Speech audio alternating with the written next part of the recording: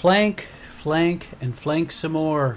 Not flank steak. That's the rule with when you're playing as Reaper. That's his goal, that's his job. Because he's only using 2 shotguns, of course, his range isn't very good. And his health is not spectacular at 250. So your goal is to get behind enemy lines at all times. And you're going to see that in this particular gameplay. It's a quick round. I think I get 21 souls, which means at least 21, I believe. Well, it means I got a lot of kills. We'll put it that way. I can't remember exactly how many I get. And the reason why I stuttered is I couldn't remember if I picked up souls if someone else had killed an enemy at the same time, although I don't believe it plays out that way. Let me know in the comments. So, like I said, flank, flank, and flank some more. Hopefully that's what I really like as a defensive tactic. A lot of people don't utilize that well enough.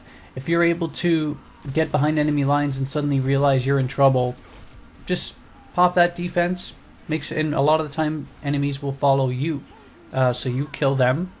And what I should have done, even though I didn't do it at the time, even though I get it back in a second anyway, what you should do is wait when you're behind enemy lines and they don't really know you're there, or the 2 people that you killed in that particular instance back there, if they don't know you're there yet, pause a little bit.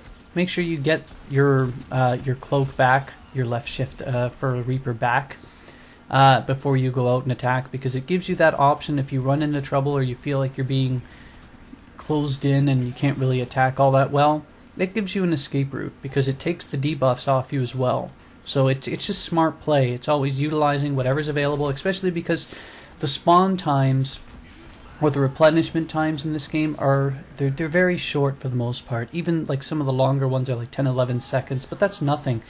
Get a kill, stay behind lines. By the time you actually get that kill and stay behind those lines, it's back. It's not a huge concern. In that case there, I pushed in a little bit too much. I thought my super would have been good enough to try and clear the room. It wasn't. I got stunned and I got crushed. It happens. In a lot of cases, I like to try and gun for the enemy team's mercy first.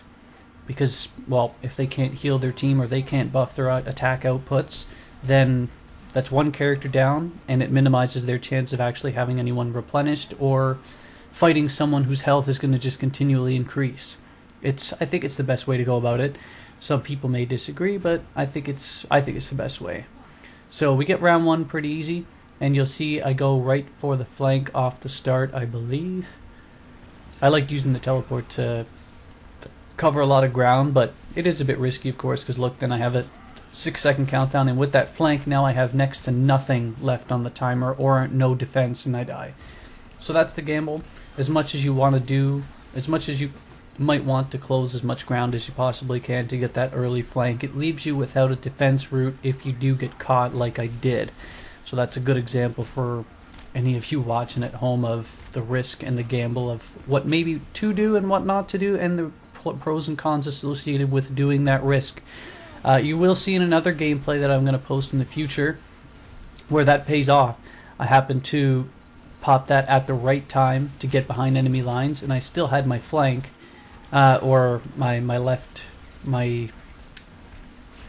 shift, and I was able to get behind enemy lines, attack, and I was able to get them even without that defense.